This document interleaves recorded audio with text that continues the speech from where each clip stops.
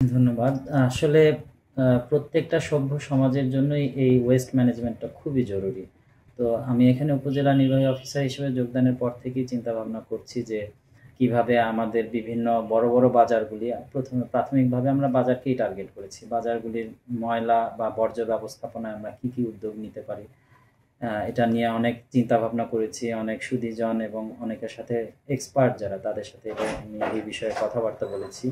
মূলত প্রাথমিকভাবে আমরা ভোজেশ্বর বাজারটাকেই আমরা টার্গেট করে আগাচ্ছি।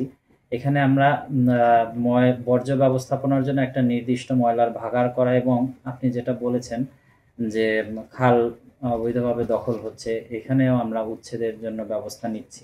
প্রকৃতপক্ষে জনগণ যদি শতভাগ আপনার সচেতন না হয় তাহলে আসলে এককভাবে সরকার প্রচেষ্টা নিয়ে খুব বেশি সফল হতে পারবে না।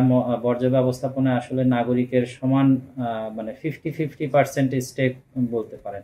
নাগরিক সমানভাবে সচেতন থাকবে, সরকারও উদ্যোগ নিবে, তাহলে বর্জ্য ব্যবস্থাপনাটা আসলে সফলভাবে করা সম্ভব।